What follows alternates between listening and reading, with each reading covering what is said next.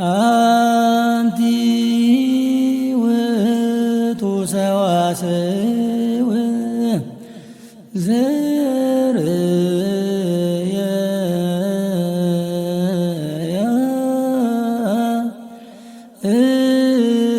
قول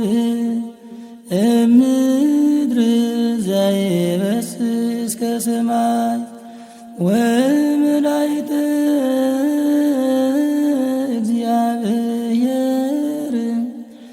ያርጉ ወይወርዱ ውስቴታ ሰአሊለነ ቅድስ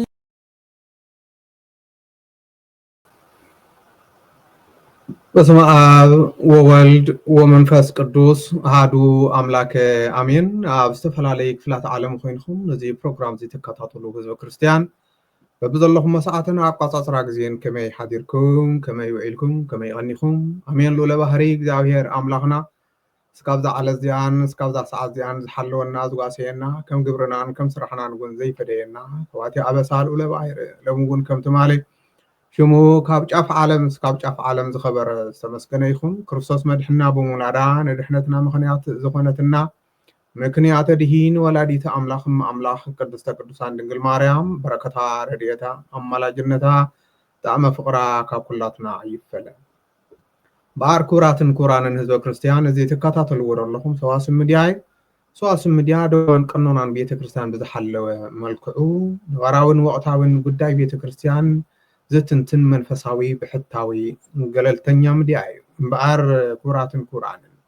ሎሚ ሓደ ወቕታዊ ጉዳይ ሒዝናልኩም መፂና ኣለና። ኣቐዲምና ንስራሕና ኣሳልጦን ንዓና እውን በርትዐን ብውሽጢ ትሕብርና ዘለኹም ከምዚ ጉዳይ ነገር ኣሎ ኢልኩም ሓሳባት ትጥቁምና ዘለኹም ብዛዕባ ናይ ቤተ ክርስቲያን መንፈሳዊ ጉዳይ ኣቐዲምና ብስም እግዚኣብሔር ብስም ቤተ ክርስቲያን ክነመስግነኩም ንፈቱ። እምበኣር ኣብዚ ክልተ ሰለስተ መዓልቲ ኣብ ከተማ ዓዲግራት እናተረኣየ ዝነበረ ኣብ ማሕበራዊ ሚድያ ኢና ናባኹም ነውፅኦ ዘለና። እቲ ጉዳይ ንሱ ብዙሓት ደቂ ቤተ ክርስቲያን ብዙሓት ህዝበ ክርስቲያን ሊቃውንቲ ቤተ ክርስቲያን ከይተረፈ እቲ ጉዳይ ንሱ እስከ ኣፃሩ ኢልና ሰዋስው ሚድያ ኢልካትኩም ብውሽጢ ዝፅሓፍኩምና ሪኮርድ ዝገበርኩምና ዝደወልኩምና እዚ ጉና ቀዲምና እናመስገንና ኣብ ማሕበራዊ ሚድያ እውን ናይ ሰዋስው ሚድያ ፔጅ ሃሽታግ እናገበርኩም ሰዋስው ሚድያ እናበልኩም ትፅሕፉ ዝነበርኩም እናመስገንና ብኡ ተበጊስና ድማ ናብ ዝምልከቶ ሓቲትና ከመይ እዩ ዝጉዳይ ኣብ ዓዲግራት ቤተ ክርስቲያን ፈሪሱ ዝበሃል ዘሎ ናይ ብሓቂ ድዩ እንታይ እዩ ዝጉዳይ ኢልና ዝምልከቶም ኣካላት ኣፃሪና ኢና ሒዝናልኩም መፂና ዘለና። እምበኣር ከመይ እዩ ነይሩ እቲ ቤተ ክርስቲያን ዝተባሃለ ሓቀኛ ቤተ ክርስቲያን ድዩ ብኸመይ እዩ ተሃኒፁ ብኸመይ ከፈሪሱ ንምንታይ ከፈሪሱ ንድብል ብስም ቅድስቲ ኣርሴማ ቤተ ክርስቲያን ዝተባሃለ ወይ ድማ ቤተ ኣምልኮ ቤተ ጸሎት ብኸመይ እዩ ተሰሪሑ ብኸመይ እዩ ተሃኒፁ ነይሩ ንምንታይ ከፈሪሱ ንድብል ኢና ናይ ሎም መዓልቲ ሒዝና መፂና ዘለና ንዝምልከቶም ኣካላት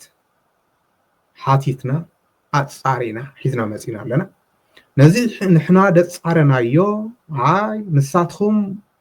ብጌጋ መገዳ ኣፃሪኹሞ እምበሪ እቲ ጉዳይ ብከምዚ እዩ ኢሉ ዝምጉስ ሰብ እንድሕልሃልዩ ድማ ሚድያና ንኩሉ ክፍቲ እዩ። ኣብዚ ቀጥታ ኢንተርቪ ክገብር እየ ዝበለ ብኦንላይን ነማቻችወሉ ኢና ብኣካል ከይደ መርትዖታት ኣለውኒ ኢሉ ኣብ መቐለ ከይዱ ክከራኸር ዝደለየ ወይ ድማ ሓሳብ ክብደለየ ድማ 24 ሰዓት መቐለ ዘሎ ስቱድዮና ክፉት እዩ። ስልኪ ቁፅርና ኣብዚ ክነቕምጠልኩም ኢና ኣብዚ ሊንክ ደሎ ኣብዚ ትርእይዎ ዘለኹም ናይ ዓድን ናይ ውሽጥን ስልኪ ኣለውና ነቲ ዌብሳይት ብውሽጢ ተፅሕፉልና ብዋትሳብ ይኹን ቴሌግራም ማለት እዩ። ምክንያቱ ከምዚ ዓይነት ተኳሳሒ ነገራት ክትተፃር ከለካ ምናልባት በቲ ሓደ ሓደ ነገራት ስኽፍ ዝብሎ ሰብ ከይህሊ ወይ ተበዲለ እየ ናይ ሓደ ጎድኒ ኮይድኩም በዚ ኣያፃረኹምን ዝብል ከይህሊ ንማለት እዩ። ንሕና ምስ እግዚኣብሔር ረድኤት ቃዕምና ዝፈቅዶ ኣጻሪና ኢና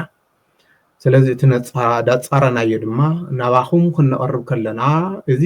ፕሮግራም እዚ ጀሚርና እስካብ ንውድእ ምሳና ክትጸንሑ ሰሚዕኹም ድማ ናብ ደይ ሰምዐ ከተስምዑልና ናይ ኩሉ ግዜ መንፈሳዊ መልእኽትና እምበኣር እታ ቤተ ክርስቲያን ከመይ ታኒፃ ከመይ ፈሪሳ ንምንታይ ፈሪሳ ንድብል ቅድሚ ምኻድና ቤተ ክርስቲያን እታ ዓድግራት ትበሃል ዘላ ቤተ ክርስቲያን ትበሃል ዘላ ካብተን ኩለን ቤተ ክርስቲያን ሓንቲ እንተኮይና ቤተ ክርስቲያን ከመይ እዩ ድህነፅ ብስሩ ቤተ ክርስቲያን ማለት እንታይ እዩ ንድብል ቁሩብ እስኪ ንጀምርሎ ቤተ ክርስቲያን ማለት ያው ሊቃውንቲ ዝተፈላለየ ይትርጉምዎ መጽሓፍና እውን ይነግረና ናይ እግዚአብሔር ቤተ መቅደስ ሕድሕድ ሰውነትና ቤተ መቅደስ አምላኽ እዩ ልክዕ ከም እቲ ኣብ ግብረ ሐዋርያት ምዕራፍ 11 ፍቅዲ 26 ደሎ ድማ ብእግዚአብሔር አምላኽ ዝኣመኑ ብወዲ ድንግል ብክርስቶስ ኢየሱስ ክብር ምስጋና ንዕኡ ይኹን ክርስቲያን ዝተሰመዩ ናይ ክርስቶስ ሰዓብቲ እቶም ክርስቲያን ዝተባሃሉ ንእግዚአብሔር አምላኽ ንኣምላኾም ዘምልኽዎ ቦታ ስለዘድልዮም እቲ ቦታ ንሱ እቲ ቅዱስ ቦታ ንሱ እንታይ ይበሃል ቤተ ክርስቲያን ምክንያቱም ንሳቶም ኣብ አንጾኪያ ኣብ ግብረ ሐዋርያት ምዕራፍ 11 ፍቅዲ 26 እንታይ ተባሂሎም ኣለው ክርስቲያን ተባሂሎም እንታይ ስለዝኾኑ ናይ ክርስቶስ ሰዓብቲ ናይ ክርስቶስ ተኸተልቲ ንክርስቶስ ዝኣምኑ ማለት እዩ ስለዚ እቶም ናይ ክርስቶስ ሰዓብቲ ድማ ንክርስቶስ ዘምልኹሉ ብሓባር ኮይኖም ንኣምላኾም ዘምልኹሉ ጸሎት ዝገብሩሉ ስጋ ወልዲ እግዚአብሔር ፈቲቶም ዝቀርብሉ መስዋዕት ዘርግሉ ገዛ የድልዮም እዩ ስለዚ ገዛ ማለት ድማ ብግዕዝ ቤት እዩ ስለዚ እቲ ቤት ንሱ እንታይ ኮይኑ ናይ ክርስቲያን ቤት ቤተ ክርስቲያን ናይቶም ክርስቲያን ቤት ማለት እዩ ስለዚ ሓደ ፉቅ ናይ ሓደ ሃፍታም ገዛ ከም ዝበሃል ቤተ ክርስቲያን ድማ ብክርስቶስ ኢየሱስ ዝኣመኑ ናይቶም ክርስቲያን ናይታ ማሕበረ ክርስቶስ ገዛ ንበረከትን ንጽድቅን ንቅዱስ ነገርን ዝጥቀሙላ ማለት እዩ ንግል ህይወቶም ዘይኮነስ ንዓለማዊ ነገር ዘይኮነስ ልክ ናይ ሰማያዊ መገዲ ዝምርሕላ ሃልወተ እግዚአብሔር ዘንጸባርቁላ ናይ እግዚአብሔር ረድኤትን ናይ እግዚአብሔር ምሕረትን ዝንገረላ ቤተ ጽድቅ ቤተ በረከት ቅድስት ስፍራ ማለት እዩ ቤተ ክርስቲያን ስለዚ እታ ቤት ንሳ ድማ ሃፍቲ ስለዘለካ ዝና ስለዘለካ ጉልበት ስለዘለካ ስልጣን ስለዘለካ ስቂልካ ብድድልካ ኣይትሰርሓን ኢኻ እንታይ ደኣ ኣቦታትና ከም ዘቐመጥዎ ኣብ ፍትህ መንፈሳዊ ወይ ድማ ፍትሐ ነገስት ዝበሃል ናይ ቤተ ክርስቲያን ስርዓታት ሕግታት ዝሓዘ መጽሓፍ አንቀጽ በእንቲ ቤተ ክርስቲያን ድብል እንታይ እዩ ድብል ቃል ብቃሉ ኣብኡ ወኢይህንጹ ቤተ ክርስቲያን ዘእንበለት በትእዛዘ ኤጲስቆጶስ እዩ ዳ ቤተ ክርስቲያን ንሳ ድማ በዘይካ ናይ ኤጲስቆጶስ ትእዛዝ ብምንም መለክዒ ክትስራሕ የብላን እዩ ኤጲስቆጶስ ማለት ጳጳስ ማለት እቲ መሬት ርእዩ ባሪኹ እምነሰረት ክእመጥ ከሎ ባሪኹ ፈቂዱ ትእዛዝ ሂቡ ተዘይኮይኑ ብድዲሉ ሓደ በዓል ሃፍትን ሓደ በዓል ዝናን ወይ በዓል ግዜን ወይ በዓል ጉልበትን ክሰርሓ ኣይኽእልን እዩ ይብል እንተ ተሰርሐት ድማ ይብል ዝርዝር ከቐምጦ ከላው ዕድል ዝረኸብኩም እቲ መፅሓፍ ንሱ አንብብዎ አንቀጽ ስለ ቤተ ክርስቲያን አንቀጽ ዝዛረበ እንተተሰርሐት ድማ ይብል ምናልባት እንተተሰሪሐ ድማ ይብል መስዋዕት አቅሪቦም ቁርዋን ፈቲቶም አይቅረቡባ ማለት ከቅደሳ መስዋዕት እግዚአብሔር ከፈተታ አይኽአልን እዩ ይብል ስለዚህ እንታይ ዳ ትኾን ስኡል አዳራሽ እያ ማለት እዩ እንዲያም ኣብኡ ውርድ ኢሉ የቐምጦ እዩ ልክዕ ከም ደንቢ ኣባግዕ ከም ዕዳጋ ስኡል አዳራሽ እያ ማለት እዩ ይብል ካብኡ ድማ ብድፍረት ይኹን ብጉልበት ብፍልጠት ይኹን በዘይ ፍልጠት ሓደ ካህን ብድግ ኢሉ እንታይ ሞ ኤጲስቆጶስ ባረከ ኣይባረከ ኣነ እንደ ክህነት ኣለኒ ኢሉ ብድፍረት ኸይዱ እንተ ቀዲሱ መስዋዕት አቅሪቡ እንተ ፈቲቱ ይብል እቲ ካህን ካብ ክህነቱ ይመተር ይድብሎ ቃል በቃል ቀሚጥዎ እዩ ኣብቲ መፅሓፍ ንሱ ይመተር ማለት እንታይ በቃ ክህነቱ ይከልኸል ይወገዝ ማለት እዩ ካልእ ኣይኮን ስለዚ ቤተ ክርስቲያን ከምዚ ካብ ኮነ ታወት ከኣትኸሎ ድማ ነቲ ቤተ ክርስቲያን ኤጲስቆጶስ እዩ ዝባርኾ ነቲ ቤተ ክርስቲያን ምስተሃነፅ ሓድሽ እውን ሰብ ይቀድሶ ለመካን ስለ ዝኾነ ነቲ ቦታ ዝቅድሶ ኣቦ ስለ ዝኾነ እቲ ኤጲስቆጶስ ወይ ድማ እቲ ሊቀ ጳጳስ ንብሎ ማለት ናይ ማዕረገ ኤጲስቆጶስ ዘለዎ ኣቦ መፂኡ ይባርኾ እዩ ስለዚ ኣቦታትና ኤጲስቆጶሳት ብዝኾነ መለክዒ እንተዘይመቸዎም ወይ ኣብቲ ስፍራ ንሱ ክርከቡ ዘይኽእሉ እንድሕል ኮይኑ ድማ ቆሞሳት ኣቦታት ይባርኽዎ ማለት እዩ ካብዚ ወፃኢ ሕጋዊ ካህን እኳ ክህነት ስለ ዘለዎ ሓድሽ ቤተ ክርስቲያን ጳጳስ ወይ ቆሞስ ከይባረኸ ኣትዩ ክቅድሶ ኣይክእልን እዚ ናይ ቤተ ክርስቲያን ሕጊ ስለዚ እታ ኣብ ዓዲግራት ፈሪሳ ትበሃል ዘላ ቤተ ክርስቲያን ብዚ መዋቕር እዚ ከምዘይሓለፈት እዚ ንዝርዝሮ ዝነበርና ከምዘይተንክፋ ድንግል ከም ዝኾነት ዋላ ሓደ ብዚ ነገር እዚ ከምዘይሓለፈት ኣፃሪና ኢና ምክንያቱ ሰዋስው ሚድያ ትፈልጥዎ ዘለኩም ከምዚ ዓይነት ተኳሳሕቲ ዝኾኑ ነገራት ክርከብ ከሎ ብድድ ኢሉ ስቂሉ ዝትንትን ሚድያ ኣይኮነን ንዩቱብ ሓደ ነገራት ጥቕሚ ተባሂሉ ድንቃሳቀስ ወይ ድማ ንገብሮ ፕሮግራም ሓንቲ የላ ስለዚ እንታይ ኢና ንገብር ቀጥታ ናብቲ ዝምልከቶ ኣካል ናይ ቤተ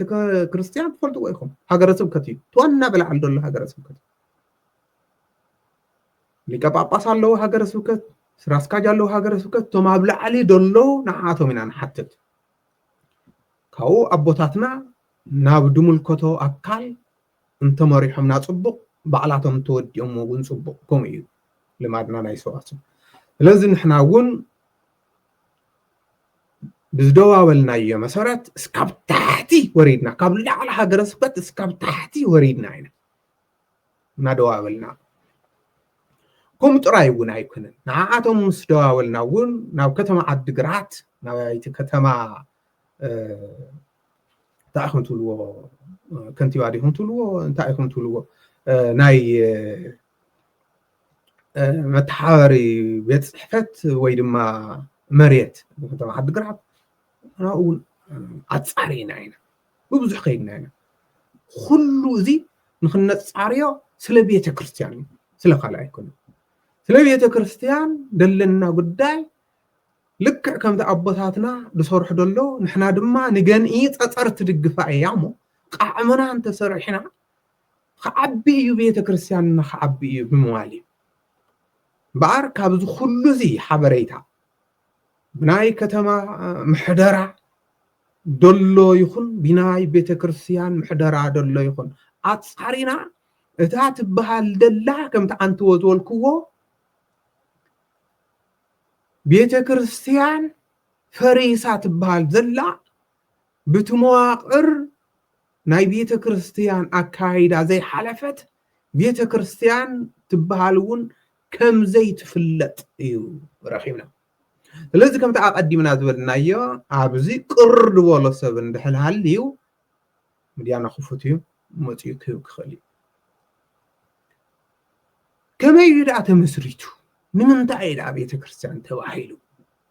እና ክንነፃር ከለና እቲ ቦታ ከብሱር ኣበይ እዩ ክበሃል ከሎ ቦታ ከተማ ዓዲግራት እዩ ከተማ ዓዲግራት ቀበሌ 06 እንዳ ገብርኤል ናብቲ ንሱ ከባቢ እንዳ ገብርኤል ሰበካ ጓኤ ናይ እንዳ ገብርኤል ምሕደራ እዩ ደሎ ሰብዓ ካሬ እዩ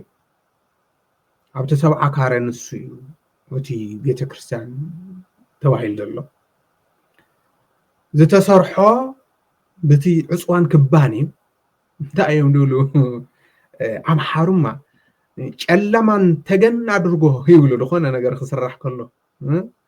እዛ ዕፅዋን ክባን ብዙሕ እንድያ ኣርያ ገሊኡ ዝዕፀወላ ገሊኡ ድማ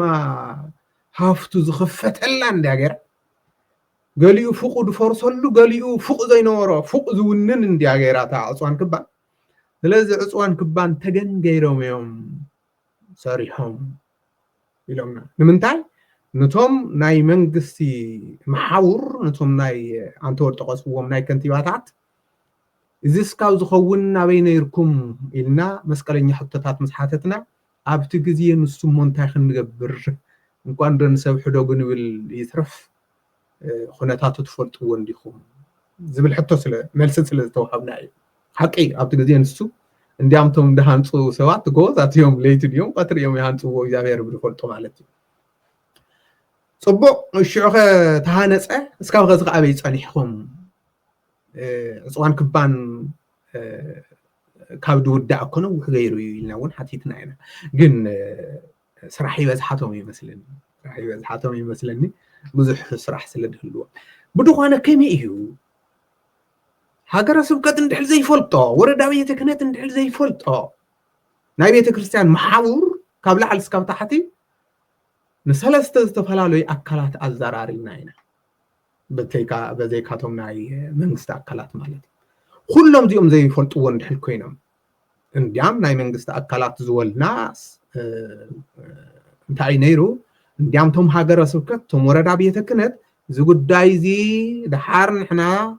ዝገበርናዮ ከይመስለኩም ንሕና ኣይንፈልጦን ኢሎም ብወረቀት ኣእትዮም እዮም እስካብ ማልዮም መፅሖም ስለዚ ሃገረ ስብከት ኣብዚ ብጣዕሚ ፅቡቅ ከይዱሎ ማለት እዩ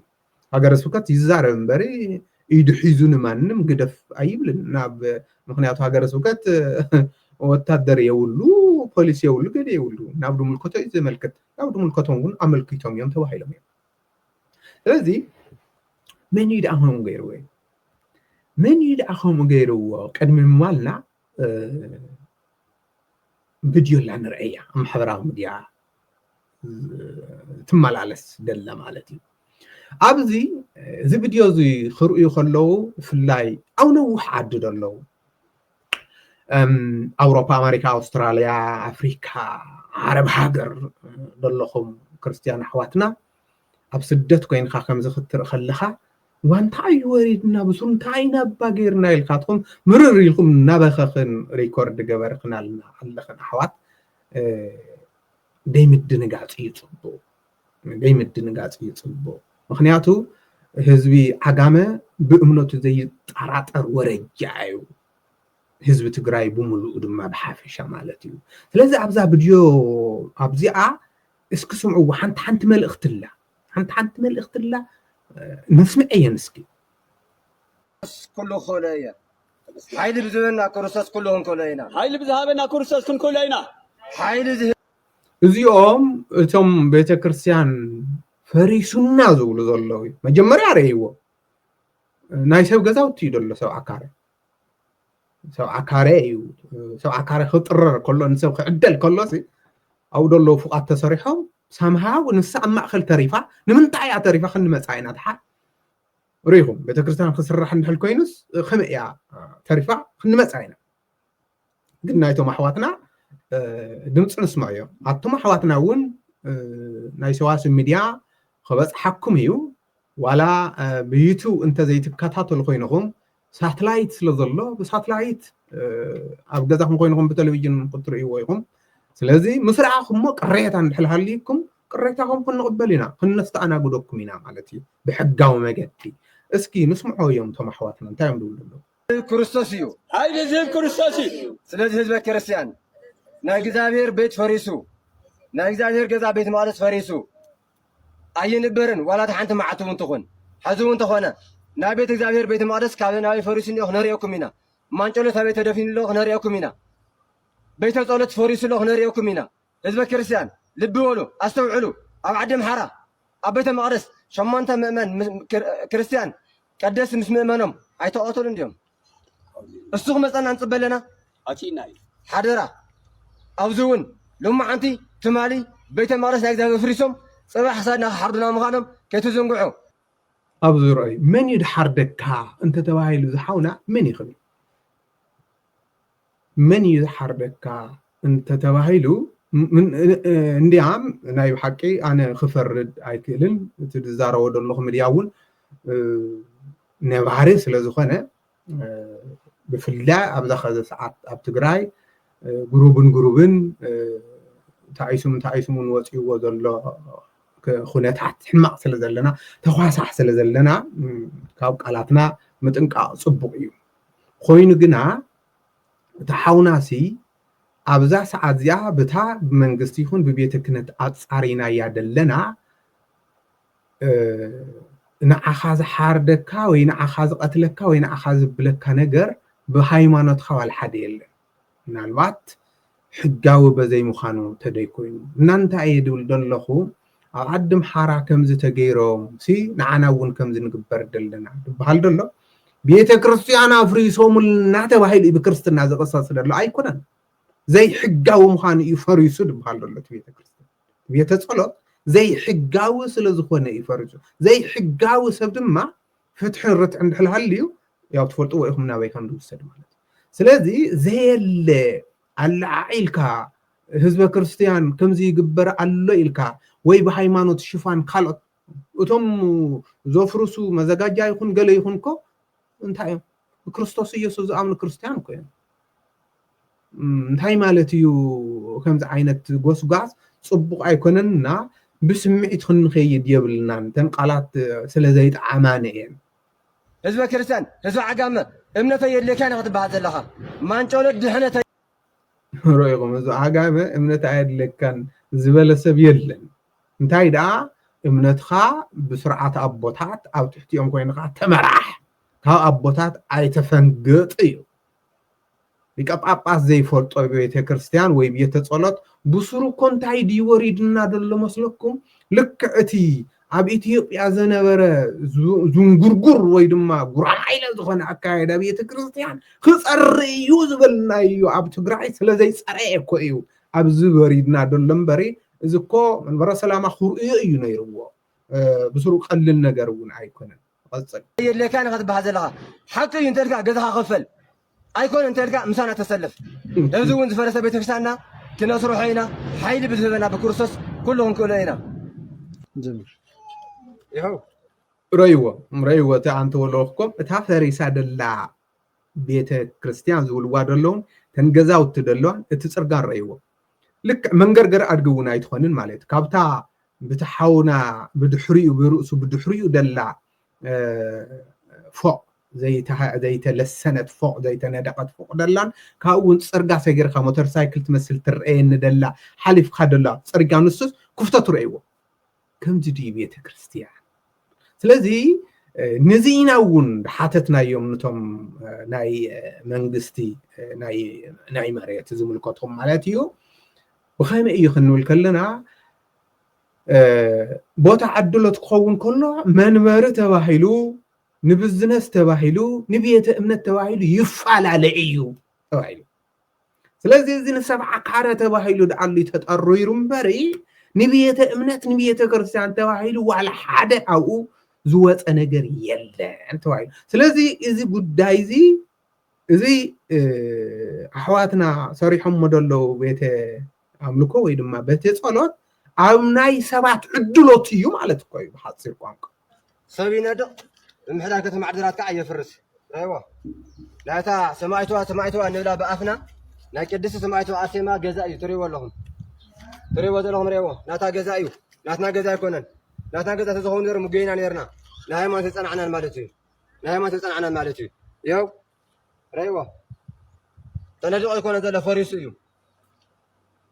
ንሕና ተኣሲርና ንሕና ተጨዊና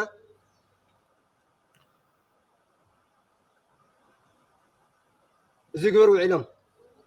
ሰባት ናወቕዑ ክርስቲያን ይውቃዕን ረኢኹሞ እዚ እውን ድብላ ደለኹ ፈሪሱ ደሎን ናይ ሰብ ፍቑን ደሎ ርዩ ሕራይ ተዝፍቀድ እኳ ስርሕዎ ተድበሃል ካበይ ቤተክርስትያን ክኸውን ካበይ ኣውደ ምህረት ክኸውን ንሪኦ ኣለና ማለት እዩ ናይ ሰብ ፍቕ ኣብኡ ኣሎ ካብዚኣ ናብዚኣ ክንደይ ትኸውን መሃንድሳት ይፍለጥዎ ሰብ ሞያ ማለት እዩ ናብ ሓፂሩ ኣብዚ ኣኽለና ትብድዮ ከዚ እውን ደጋጊመ ነዚ ብፍላይ ናይቲ ቤተክርስትያን ንኽስራሕ በዓል ዋና ዝኾና ዝተባሃላ ሰበይቲ ንክንረክብ ዘይፃዕርናዮ የለን ዝደንጎና እውን ንኸሙ እዩ ግን ኣይተረኸባን ሓንሳብ ኣዲስ ኣበባ እየን ይበሃላ ሓንሳብ ገለ ይበሃላ ብገለ ነገር እንተሰሚዕኽን ግን ክትብልኦ ነገር እንድሕልሃልይክን ቅሬታ እንድሕልሃልይክን ክንሰምዐክን ድልዋት ኢና ማለት እዩ መን እዩ ኣስሪሕዎ ብኸመይ እዩ ተሰሪሑ ኣቦታት እውን ዘይፈልጥዎ ኣብኡ እንዳ ገብርኤል ደለው ሰበካ ጉዓየ እውን ዘይፈቐዱ ወይ ድማ ዘይፈልጥዎ ሃገረ ስብከት እውን ዘይፈልጦ ወረዳ ቤተ ክህነት እውን ዘይፈልጦ ምምሕዳር ዓድግራት ከንቲባ ዓድግራት እውን ዘይፈቐደን ዘይፈልጦ እንተኮይኑ ብኸመይ ዳ ተሰሪሑ እዩ ብኸመይ ዳ ተሰሪሑ ክብል ብፍላይ ካብቶም ናይ ክስታይ ድሃውና ሓሳብ ግርም ድብል እዩ ካብቶም ናይ መንግስቲ ኣካላት ናይ ሓቂ ውሕሉል እንድዩ ሰብና ክህቡ ከለዉ ሓሳቦም ብእምነት ጉዳይ ስለ ዝኾነ ስክፍ እናበሉ እዮም ድህቡ እና እንታይ እዮም ኢሎም ካብ ኩላቶም ኣካላት ማለት እዩ ጥቕልል ብድበለ መልክዑ ናይቲ ሓንቲ ሰበይቲ ነይረ ሓሊሜ ዶ ተራእይኒ ዶ ኢለን እየን ቤተክርስትያን ኣብኡ ክስራሕ ኣዚዘን እዩ ጳጳስ ዘይኣዘዘ ወይ ድማ እቲ ኣብኡ ደሎ ነባረ ህዝቢ ኩሉ ፍቃደኛ ዘይኮነ ሓሊሜ ተራእይኒ ኢለን ቤተክርስትያን ንክስራሕ ወይ ድማ ናይ ኣርሴማ ኣብኡ ምንቅስቃስ ንክጅመር ተገይሩ ናይ ታሪክ ምሁራን ኣለኹም ዶ ናይ ታሪክ ምሁራን እንተሃሊኹም ኮይንኩም ነዚ ዝስምዓኩም ቀደም እዞም ሓሊመ ድብሉ ፈለስቲ መሰልቲ ኣጥመቕቲ መሰልቲ ባህተውቲ መሰልቲ ሰባት እናዳነገሩ ቤተክርስትያን እናባላሸው መሳፍንቲ እናከውለሉ ነቲ ሓደ ክትነግስ ኢኻ ይብልዎ የንግሩ ሓደ ከዓ ኣነ ብባህታዊ ኣነጊሩ ይበሃል ምስ ተነቑሐሎም ሃፀይ ቴዎድሮስ ምስ ነቑሐሎም ዝገበሮም ያው ናይ ታሪክ ምሁራን ትፈልጡ ኢኹም ብሃፀይ ቴዎድሮስ ዘመን ኣሕሊመ እየባ ተራእይኒ እይባ ድበሃል ኣቋሪፅ ነይሩ ተመሊሱ መፅኡ ስለዚ ዝሓለምካ ሓለምካ ናይ ሊቀ ጳጳስ ፍቃድ ዘይብሉ ሕልሚ እንታይ ዓይነት ሕልሚ እዩ ፅቡቅ እቲ ሕልሚ እንታይ ኮነ እዩ እቲ ሕልሚ እንታይ ኮነ እንታይ ተገጣጢሙ መስልኩም ከምቶም ናይቶም መንግስቲ ኣካላት እውን ዝበልና ኣብቲ ቦታ ንሱ ክፍሓር ከሎ ወይ ድማ ክበል ከሎ ጉድጓድ ተረኺቡ እዩ ተባሂሉ እቲ ጉድጓድ ልክዕ ቃል ብቃላ ከም ድወልናቶም ናይቲ ከተማ ሓላፊ ማለት እዩ እቲ ጉድጓድ እንታይ እዩ እዚ ምስ ተባሃለ እዚ ጉድጓድ እዚ ናብ ኣክሱም ዝወስድ እዩ ናይ ቅዱሳን መገዲ ተባሂሉ ሪኢኹም ሓደ መገዲ ናብ ኣክሱም ሓደ መገዲ ናብ ኣብርሃ ወኣፅብሃ ሓደ መገዲ ናብ ይድወልጎ ናብ ደብረ ዳሞ ናብ ገለ መመላለሲ አውራ ጎደና ውሽጡ ማለት እዩ ናይ ቅዱሳን እዩ ተባሂሉ መን ተባሂሉ ሃገረ ስብከት አይኮነን በሃሊ ሊቀ ጳጳስ አይኮነን በሃሊ ወረዳ ቤተ ክህነት አይኮነን በሃሊ ሰበካ ጉባኤ አይኮነን በሃሊ በሃልቲ ካልኦት እዮም እዚ ክንብል ከለና ኣብ እምነትኩም ምሽርራፍ ከይመፅእ ቅዱሳን ብዝደለይዎ መገዲ ክኸዱ ክእሉ እዮም እሞ ካብ ዓዲግራት ናብ ኣክሱም ብውሽጢ እንተኸዱ እንታይ ፀገም ኣለዎ ክንብልና ፀገም የብሉን ይከኣሎም ንቅዱሳን እንደምንታይ እግዚአብሔር አምላክ ዝኣመነ ብኣውሎ ነፋስ እውን ይኸይድ ብደመና ተፃዒኖም እዮም ሃዋርያት ይኸዱ ነይሮም አቡነ አረጋዊ እኮ ብገበል ተፃዒኖም እዮም ናብቲ ጎቦ ደይቦም ንሕና ግን ገበል ክንርኢ ከለና ኢና ንሃድም ንቅዱሳን አውሬ እውን ይእዘዞም እዩ ፀልማት እውን ይእዘዞም እዩ ኩሉ ይእዘዞም ይከኣል እዩ ኣይከኣልን ኣይኮናን ንብል ዘለና ነገር ግን ብምንታይ ነገር እዩ ከምዚ ተባሂሉ ክንርእዮ ክነፅንዖ ይፅናሕ ኢልና እዮም ኢላቶም ናይ መሬት ዝሙንከቶም ናይ ዓዲግራት ድሕሮ እዚኣ ርኢ ኣቢለን ሰበይቲ ሓሊመ ኣለኹ ብጣዕሚ እዮም ግን ጎበዛታት ንሕና ሳብ ዝዓዲ ደለው ፈላስፋታት ይመስለና ናይ ስነ ልቦና እምበሪ እቶም ድሓልሙ ሰባት ናይ ስነ ልቦና ርድኢቶም ብላዕሊ እዩ ማለት እዩ ጎበዛት ኣሎ ምክንያቱ ሓንትላ ካብዚ ዓዲ ሃዲማ ድኸደት ናብ ኢትዮጵያ ኣላ ናይቲ ሓበሻ ስነ ልቦና እፅንዕ የብሉ እሞ በበይ ከም ደኣቲ ገንዘብ ስለ ዝፈልጥዎ ማርያም ልኢኻትኒ ገለ ልኢኹኒ ኢሎም ብዝነስ ይበልዑ እቲ ሰብ ከዓ ስቕ ኢሉ በቃ ምንም ኣየገናዝብ ማይ ጸሎት ፈሊቁ ገለ ተባሂሉ ቢዝነስ ንክግበሮ ንዚ እዩ ንሰርሖ ደለና ቤተ ክርስቲያን እውን ንዚ እያ ክትሕዝ ደለዋ ንብል ደለና ስለዚ ኣብኡ ድሕሪኡ ዓፅሚ ዶ ተረኺቡ ሬሳታት ዶ ተረኺቦም ተባሂሉ ዓፅሚ ዘይብሉ ጎቦ ትግራይ ደሎ እዩ ኣይ ፀኒትና እንዲና ኣይ ዝተወለደ መንእሰይ እንድዩ ዝመውት ሕድሕድ ጎቦታት ትግራይ ዘይወደቃ መንእሰይ ዘይተሰወላ ደላ እያ ኣብ ትግራይ ፍሒርካ ዓፅሚ ተረኺቡ ኢልካ ዝድነቕ ኣይኮነን ግን እንታይ እያቶም ኢላቶም ቶም ሰባት ናይ ቅዱሳን ዓፅሚ እዩ ኢሎም ጽቡቕ ይጎሮ እግዚአብሔር እንታይ ይከኣሎ ይሕራይ ይግበሮ ነዚ ድማ ቶም ናይ ታይስም ድማ ኣይ እዚ ናይ እምነት ጉዳይ ስለ ዝኾነ እምበኣር ኣይንሸክል ነፅንዖዮ ያቶም ኢሎም እዚ ቅድሚ ጦርነት እየ ድብለኩም ዘለኹ ድሕሮ እዞም ሰባት ዝበሃሉ ደለው ንበዓልትን ሓሊመ ድበላ ሰበይቲ ድማ ሓሊመ እየን ኢለን ልክ ዓብታ ዕፅዋን ክባድ ምስ መፀት ከምቲ ኣንተ ወደልኩምኩም ሰብ ናብዚ ይሽበር ናብዚ ይጭነቕ ናብዚ ይሃድም ካብ ድሮን ይሕባእ ንሳቶም ድማ እዚኣ ቤተ ጸሎት ግብር ኣቢሎም ናይ ኣርሰማ ተባሂላላ ስለዚ እዚ ቤተ ክርስቲያን ዝበሃል ዘሎ ሊቀ ጳጳስ ዘይፈለጦ ጥራይ ዘይኮነ ታወቱ እውን ዘይብሉ ተቀዲስዎ እውን ዘይፈልጥ እዩ ስለዚ ታወት ዘይብሉ ተቀዲስዎ ዘይፈልጥ እንድሕል ኮይኑ እንታይ እዩ ምኩራብ ድዩ ወይ እንታይ ኣዳራሽ ድዩ እንታይ ቤተ ጸሎት መእከብ ድዩ እንታይ እዩ ኣይተፈልጥን ስለዚ ነዚ ናይ ብሓቂ ንዞም ከምኡ ዝገበሩ ቆልዑ ንምውቃዕ ኣይኮነን እንታይ ገይሮም ዘይምፍላጥ እዩ እዞም ኣሕዋትና መናእሰይ እዮም ግን መናእሰይ ጥራይ ዘይኮኑ ኣዴታትና እውን ኣብኡ ኣለዋ ዓበይቲ ሰባት ሓመድ ንርእሶም እናነስነሱ ዝረእኽዎ ጉድይ ኣሎ መሕዘኒ ምክንያቱ እንታይ እሞ ምክንያቱ ሓንሳብ እንድሕል ኣእሚንካ ሰብ ተኣምን ኢኻ ግን ጌጋ እዩ ጌጋ መገዲ እዩ እዚ ከምዚ ዓይነት ኣካይዳ ከዚ ኣጋጣሚ ዳ ኣብ ዓዲግራት እዚኣ ወፂኣ ኣላ እምበሪ ኣብ ብዙሕ ቦታታት ስኢልካ በዘፈቀደ ምኻድ ኣሎ እዩ بزفقد مخدر ليه نزي يدما خستخاخل نحنا ون بمديا أبوتاتنا ون بأكل بحدا خوينا تنابيبنا نسرح نولد لنا كم تغسي أدولا يزوي سان فلتت يتقفى على زبالة سان فلتت يتقفى دالو قوليو دما سان فلتت زي كنا بزنس يتكمل لاي عبية تسأل الظلوة بزنس خيمس لكم قبر أي خفالة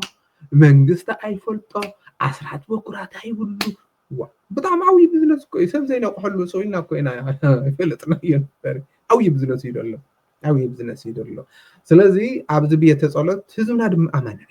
هزمنا أمانة أيو سلازي كمز عينت مش وارز تمولو أو كالي بوتاتاتو ونسلدلو أي كون كمز عينت وناتون دايد بالله عبد مديا يمتن ديا يمتن بعلاتكم تماميو مسلاديو زربالو هبل الوات أياموت أيسي أيوات أنو أو تيت أي يبال هبل اللي كباب أس هبل زخلو ليك أونت عجامة ليك أونت عد جرات زخلو كانت أبوتات أو إنهالو زي بيت كريستيانيو هزو عجامة تلعل مالت نبي يزلع عد جرات زلو بيت كريستيان أي أخلو ونديون كوينو من يخن انتاي عينت ورار موصي وختل على البال ايناي وراري ايناي احمد جران موصي بهايمانته نعم سنه تسلف تباهي لزبص بصدر تاي مالتي يزي كمز عينت اكايدا كريستياناوي اكايدا زي كونسي بزنساوي اكايدا خيخون اقلو خبر لي دلو من الوقت زو محواتنا زيلنا بزنسهم عاصينا لهم تخوينا كابي قرأت وصاي ولا حدا ينلن خالق بزنس دلو ينا خالق بزنس دلو بزو حل زي تصرف بزو حل زي عجن فشي لايا بسنكي شللتنت كنتي وعد قرات قرو سقيمكم يهم كاب عصوان كبان اسكاب قصدي قلل نجر هيكونن سقيمكم يهم ግን خزي خزي أكل مخنياتو عبد بديهم تسمعهم HIV AIDS يدحنيو تايدول وخالها كانسر يدحنيو قليل المدحان إذابير مدحنيو يقال أيدحنن أيكون كندول دلهم قندما عب كم ذا عينت حفظ ما بزنتات يسرح لهم سلازخون حزب كريستيان تنقق مواريو هاي تشبر دما شوشال ميديا زرع خاي كله سؤالك سمعك الري سمعك بروفايلك ناي بخيات مقبار سمعك بروفايلك تسلم مقبار غير راجعسك نمنتاي بيت كريستيان ناي فرسال إلك كستاي مقبارون بزح كستاي خاي جنازهم أي تدنقصو أي تسمبدو أي ترعادو إنا نقولكم دلنا حزب كريستيان تجراوي سيا زت هانسات بيت كريستيان زس سلامة بيت كريستيان سي موسي خفر سايلكم تحاسبوا زدلي مزاجا يخون زدلي ناي سلطان لعلي يخون كومو خجبرا يدبل ابنت يبلين زجبرن حل اليوم دما كابد دايك يرنم كخليه جن تجراوي بيت كريستيان يحنس مبري تجراوي دفيرو تعوت زلوا بيت كريستيان خفرس ايكلن انديام توم ناي مزاجا نتا يوم يلونا كلላት ስለ ዝገበርሉ ናይ ቤተ ክርስቲያን ቅርጻ ኣብላዕሊ ስለ ዝገበርሉ በቃ ደፍርካ ክትብልስ ፈሪሕና እንታይ ዝጉዳይ እዚ ገለገለታት ኢና ኢልና ንሰብ ክርስታይ ብደገ ክሪኦ ከሎ ብዝናይ ለሚ በቃ ሓቂ እዩ ደምስል ግን ውሽጡ ክፍተሽ ከሎ ግን ከምቲ ዝተዓሸገ ጽቡቕ ኣቢልካ ካርቶን ትዕሽጎሞ ውሽጡ ወላ ሓደ ደይብሉ ከምኡ ምክንያቱ ታወት የብሉ ካህን የብሉ ካህን መጽዋ ይፈልጥን ተዓጢን ይፈልጥ ተቀዱስ ይፈልጥ ስጋ ወደሙ ቢልወ እኮም እንታይ ናይ ተሐድሶ አዳራሽ ወላ እንታይ ኣይፍለጥን ስለዚ አቱም ብዕድመ ዕቢ ዝበልኩም ኣብኡ ተንገርግሩ ዝነበርኩምውን ጌጋ እዚ እንዲያም ዝሃገረ ስብከት ከታተሉ ይደሉ ሃገረ ስብከት ንምንታይ ቶም ኣብኡ ዱእከው ደለው እኮ ርግፀኛ እየ ኣባት ንሳ ኩልዎም ኮይ ኣይኮነን ክርስቲያን ስለዝኾነ ግዴታ ኣባት ንሳ ኣለዎም ስለዚ እቲ ኣባት ንሶም ሲ ኣብ ኣይርከብ ዲ ኣይርከብ እንድሕር ዘይርከብ ኮይኑ እቶም ደቂ ኣንስትዮ ኣብኡ ክውዕሉ ከለዉ እንድሕር ዘይከታተሎም ኮይኑ ንስሓ ማለት እንታይ ኣቦ ነብሲ ኮይ ኣቦ ነብሲ ኣባት ንስሓ ንብሎ ኣለና ብልምድ እምበሪ ኣቦ ነብሲ ንነብስስ ኣቦኣ ማለት እዩ ኣቦኣ ዝሕልዋ ዝጓስያ ናይ ስጋ ኣቦ ክጠፍእ ከሎ ወላድዩ ናብ ካልእ ውላዱ ማለት እዩ ናብ ካልእ ነገራት ዕኒኒ ክኣቱ ከሎ ስቑደን ይብል ኢና ولادنا خبالا شغل ولادنا مجدو سحيتو نام خالي مجد خيد كله سوقنا نولينا عين نولن نمن تايد أمو ناي نوس عبوز يلوز حزننا مؤمن ناي حق إني أبو زين خل أبي يعلى له أبي يحضر له زي خستخا خلال له أبزي إجرا مجدي قد ما خزو أنت زاري يعني زاري بازر الله خلا እንዳዩ ሓንሳብ ጽቡቕ ዝገበረ ኣርአያ ክኸውን ካልኦት ወን እንትተባባዕካዮ ጽቡቕ እዩ ጌጋ ዝገበረ ድማ ርእሱ ኸድንን ዘይኮነሲ ብድመሃረሉ መልክዑ እንተምዒድካዮ ጽቡቕ እዩ ስለዚ በዚ ኣጋጣሚ ቅድሚ ኸዝውን ኢለየ እየ ሃገረ ስብከት ሰሜን ምዕራብ እንዳስላሴ ሽረ ማለት እዩ ክምስገኑ ዘለዎም እዮም إلى نيرا قد مخاذ نمتاي بوصعون بيطرس زمرح كمون كورنو رائد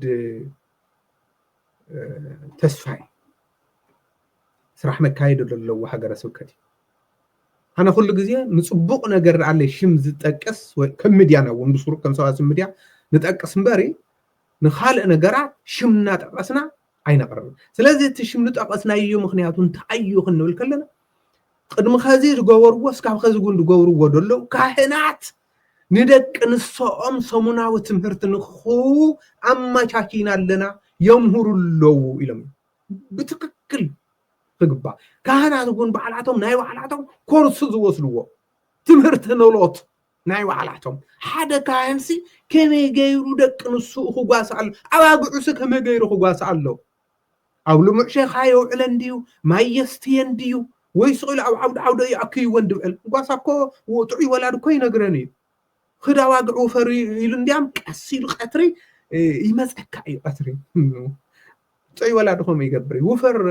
واقع يسخو فرد يلكا توفر دحروك كسيل قطري خير خي يمسل أمنتاي تبلعنا لك أمنتاي تبلعنا سلازل ليك أبعصون كوم دحل كوينو أدرسوا كتون كوم دحل كوينو ممن أي طفل مالتي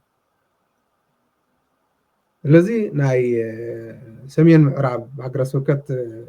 ناي بوصو عونه بيطرس دخل ودلو أكايدا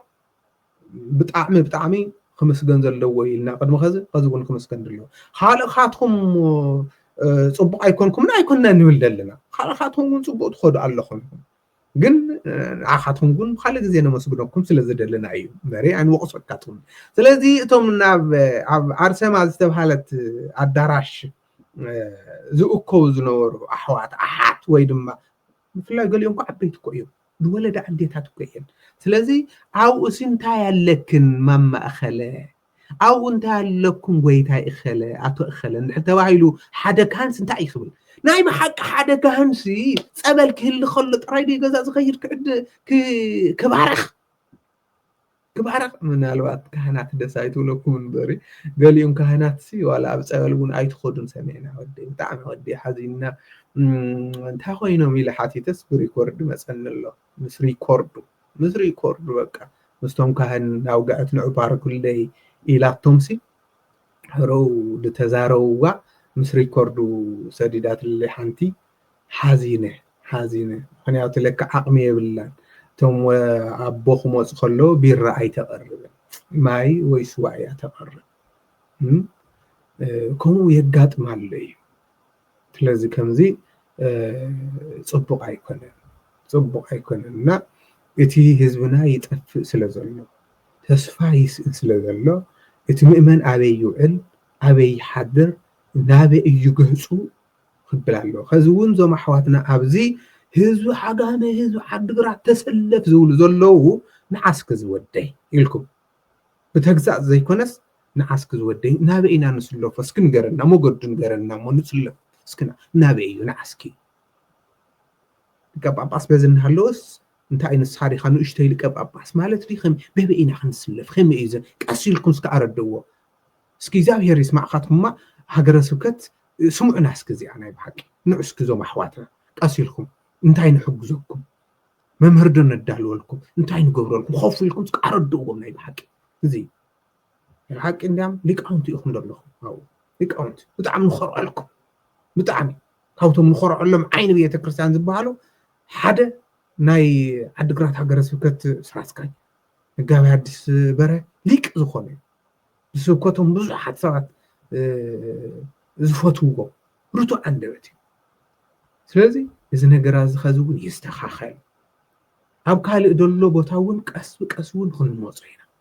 ብፍላይ ኣብ ገዳማት ብፍላይ ኣብ ማይ ፀሎታት ዘሎ ምጭብርባር ዘሎ ቢዝነስ ናይ ብሓቂ የንዕቕ እዞም ናይ ዓለም ነጋዴታት የንዕቕ ናይ ዓለም ቢዝነስ የንዕቕ ኣብ መቐለ ዓዲ ሓቂ ዘሎ ዕዳጋ የንዕቕ እንታይ ዕዳጋ ኣለ ኣብኡ ኣብ ቤት ማይ ፀሎት ዘሎ ዕዳጋ ብጣዕሚ እዩ ዝገርም ብጣዕሚ እዩ ዝገርም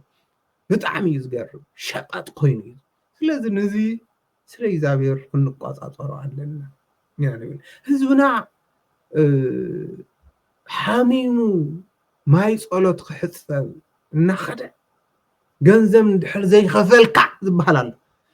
ሕክምና መኽፈል ሲኢኑ ማይ ፀሎት እንተኸደስ ኣብኡ እውን ብገንዘብ ዝብልዎ ኣለዉ እዮም ነዚ ኣብ ጠርጢራ እንድሕር ዘይትሰርሕ ኮይና ቤተ ክህነት እንደ ወዲ እንታይ መወዳእታና እግዚኣብሔር ይሓግዘና እምበር ፕሮግራምና ኣብዚ ነወዳእና ኢና ኣብዚ ኸዚ ጀሚርናዮ ዘለና ኣብ ሰዋስው ፕሮግራም ኣብ መቐለ ሓድሽ ፕሮግራም ጀሚርናዮ ዘለና ንብዙሕ ግዜ ቀስ ብቀስ እናመፀ ድቐኒየ ከዚ ግን ብድበለፀ ሰሙናዊ ኢሉ እውን መዓልታዊ ብድበሃል መልክዑ ክንፍኑ ተዳሊና ዘለና ኣምደ ወራዙት ዝብል ርእሲ ንመንእሰያት ዝእክብ ትምህርቲ ዕቅበተ እምነት ኣለዉ ዝበሃሉ መንእሰያት መማህራን እናምፃእና ንመንእሰያት ምክንያቱ መንእሰያት ክንብል ከለና ዓብይ ኣየድልዮን ማለት ኣይኮነን እንታይ ደኣ መንእሰያት ይጠፍኡ ኣለዉ እዩ ዓብይማ በቲ ናይ ወለዱ ሒዝዎ ዝመፀ እምነት በቃ ኣብኣ ኮይኑ ንቕንቕ ኣይብልን እምኒ ሰረት እዩ ምእመን ግን የንብብ ይርእዮ ዘምህሮን ዝትርጉመሉን ይስእን ቤተ ክርስቲያን ከይዱ እውን በቃ ናይ 10 ደቂቕ ስብከት እያ ኩሉ ግዜ ድብላ እያ ቅር ዝበሎ እንድሕር ሃልዩ ኣፀብቕ ቅር ይበሎ 10 ደቂቕ ስብከት ይስበኽ ናይ 10 ደቂቕ ብፁዕ ኣቡነ እከለ መጋቢ እከለ ክቡር እከለ እናተባሃለ ናይ ውዳሴ ከንቱ 10 ደቂቕ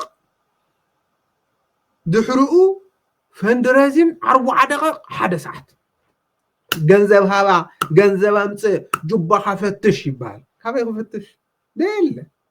ስራሕ የለ ሰናይ ምምሕድዳር የለ ሰላም የለ ንባዕሉ ምፅንናዕ ደልዩ ርእሱ ጨኒቕዎ መንእሰይ ቤተ ክርስቲያን ርእሰይ ክትረጋግዐኒ እያ መንፈሰይ ክትሐድሰኒ እያ ውሽጠይ ርግዕ ክብሎ እዩ ቤተ ክርስቲያን ምስ ኸደ ድማ ብጥራሕ ከውዱ ከይበልዐ ገዛ ከይዱ እውን በልዑ ደይብሉ ጅቡ እውን ጥራሕ ቤተ ክርስቲያን ከይዱ ቤተ ክርስቲያን መፅያ ድማ ጅባኻ ፈትሽ ዝበሃል ኣሎ ኧረ ስለ እግዚኣብሔር ኧረ ሕደጉ ከዚ እውን ኩሉ ግዜ የድብሎ ከዚ ከይመስለኩም እዛ ምድያ እዚኣ ዋላ ቅድሚ ምኽፋታ ኣብ ካልኦት ምድያታት እናቀረብኩ እውን ድብሎ እየ ከዚ እውን ክደግሞ እየ ገና እውን ክስልሶ እየ ገና እውን ክርብዖ ክሕሙሾ እየ ኣብ ዓለም ብሕታዊት ለማኒት ቤተ ክርስቲያን ምድሪ ሓበሻ እያ ፅላል ሒዛ ትልምን ኣብ ካልእ ቤተ ክርስቲያን ለመና ኣይፍለጥን እዩ በቃ ይብል ኣለኹ ይደጋግሞ ኣለኹ ለመናው ጥራይ ኣይኮነን ድገርመኒ ንኣሽሓት ዓመታት ለሚና እውን ካዝናኣ ዘይመልእ ምዃኑ እዩ ዝገርመኒ ፅላላ ዘይዕፀፍ እዚ እዩ ዝገርም እዚ ክስተኻኸል ኣልማዕ ዝኾነ መንእሰይ ኣሎ እዩ فقادو أرسما خفتخو ما يجعلت خمزة ترى عين نقول زبل إذا تدحض على المعيو إذا أو أما يصلت على ميو بزنس رجو دشرشر الله ناي خندي عقل قلت مهيا مقنن أي صراحة خاطون لي أبوتاتنا جن انتهي دا حد سنة فاتلا جن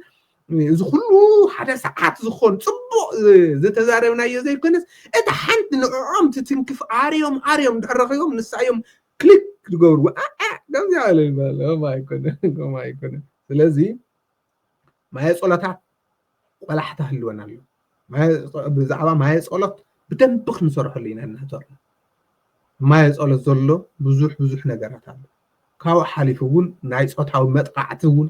ይበጽሕ ኣብ ማየ ጸሎት ክሕፀባ ዝኸዳ እውን ይድፈራ እየን ኣብ ማየ ጸሎት እዚ ብመጽናዕቲ ብዙሕ ዝበጽሕናዮ ኣሎ ኣብ ቅድሚት ክንመጽ ኢና በዓር ዝነበረና ግዜ ኣብዚ ቅድሚ ምውዳእና ሕዚ እውን ቅሬታ ደለዎ ብዛዕባ እዚ ኣብ ዓዲግራት ናይ ብስም ቅድስቲ ኣርሴማ ትጽዋዕ ቤተ ጸሎት ወይ ድማ ቤተ ኣምልኾ ወይ እውን ከምቲ ኣሕዋትና ድልዎ ቤተ ክርስቲያን እዚ ኣቕሪብካ ትሞደለኹም ሰዋስብ ሚድያ سئلكم ناي حدا أكل سمعيكم يخون زي كاب حق زرحق أيو نحن حق لنا زبل سبب نحل كوينو مديانا خفتيو ويدويلكم عبزي نساي قطعة الرخو إخون ساعات خماتشاتو لكم ويدما عم قلد اللو استودينا بأكل خيدكم مرتعون حلاليكم مس بلو دوكمنتهم مس مرتعوكم حيزكم خطقرو ساعتن غزين انماچاچو لكمينا اتن حاليمه زبلكن عده دما ابزحلخن حليخن اذن تسميخن دما حلم اون ابرر حابلكن كمي خمز نبره بخمي خمز تجمرون خطورحلنا نحلليخن تمديانا اون خفتيو نورنا غزيابزي ودينا لنا اذابير املاح يخبر يمسكن عندنا سلام نهزنا محراتن رديئتن بركتن يوردنا إذا غير أملاح وصوات لي إذا غير دحمكم